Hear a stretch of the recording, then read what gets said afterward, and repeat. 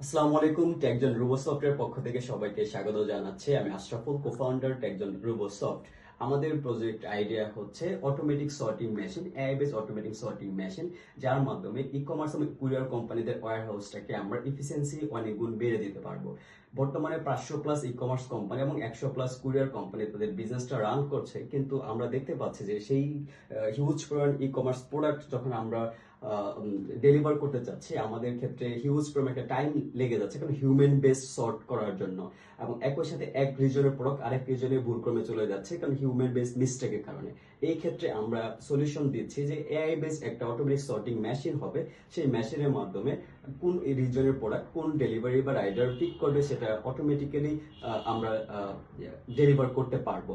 আমাদের সলিউশনে আরেকটা চমকপ্রদ বিষয় হচ্ছে যে আমাদের যখন একটা প্রোডাক্ট ডেলিভারির জন্য প্রস্তুতকৃত হবে, জাস্ট একজন হিউম্যান প্রোডাক্ট আমাদের কনভেয়ার বেল্টের উপরে রাখবে এবং আমাদের এআই বেস ক্যামেরা সেই প্রোডাক্টটাকে অটোমেটিক্যালি সেন্স করবে এবং সেটা কোন রিজিয়নের ডেলিভারির জন্য প্রস্তুত করা হয়েছে কনভেয়ার বেল্টের মাধ্যমে মুভ করে আমাদের রোবোটিক হ্যান্ডের মাধ্যমে সেই প্রোডাক্টটা সেই ব্যাগের কাছাকাছি নিয়ে ফেলে দিবে। এবং একটা ব্যাগ যখন পরিপূর্ণভাবে ফিল আপ হয়ে যাবে, একই সাথে আমাদের রাইডারের কাছে সেখানে নোটিফিকেশন চলে যাবে, রাইডার সেই ব্যাগটা ওইখান থেকে কালেক্ট করবে।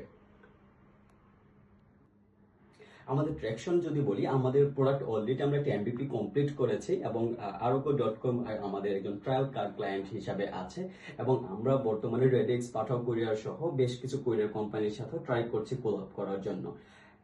আমরা আমাদের যদি কমপ্লিট ম্যানুয়াল সিস্টেমের সাথে একটু কম্পেয়ার করি, বর্তমানে আমাদের সিস্টেমটা ইউজ করে আরোগ্য বা যে কোনো কুরিয়ার কোম্পানি বা ই কমার্স কোম্পানি প্রায় ঘন্টায় 1500+ প্রোডাক্ট সে সর্ট করতে পারবে এবং অনলি একজন হিউম্যানের মাধ্যমে সে ঘন্টায় সে একজন হিউম্যানের মাধ্যমে সে সারাদিনে সে 10 থেকে 15 হাজার প্রোডাক্ট সে সর্ট করতে পারছে কন্টিনিউয়াসলি। এবং এটার কিন্তু কোনো টেকনোলজিক্যাল ডিপেন্ডেন্সি নেই, কারণ সম্পূর্ণ বাংলাদেশি প্রযুক্তিতে এবং বাংলাদেশি রিসোর্স ইউজ করে আমরা আমাদের এমবিপিটা কমপ্লিট করেছি।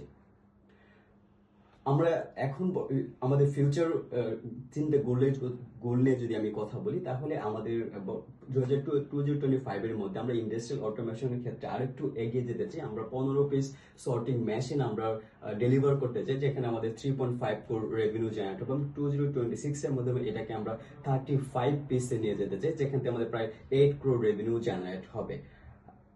আমরা যদি আইডিয়া প্রজেক্টের ক্ষেত্রে থেকে যদি আমরা মেন্টরিং সাপোর্ট পেয়ে থাকি এবং যদি আমরা এখান থেকে একটা ফান্ড সাপোর্ট পেয়ে থাকি, সেই ফান্ডের মাধ্যমে আমরা ফুললি এটা ইনভেস্ট করব আমাদের প্রোডাক্টটাকে আরেকটু এটাকে সুন্দর করার জন্য এবং আমাদের মার্কেটিং এবং সেলস ফান্ডটাকে গ্রো করার জন্য। একই সাথে আমাদের শেয়ারপাতে অফিস আছে, সেক্ষেত্রে আমাদের সেখানে কিছু হিউম্যান পিপল আমরা হায়ার করে এটাকে আমাদের অপারেশনটা একটু স্মুথ করতে চাই।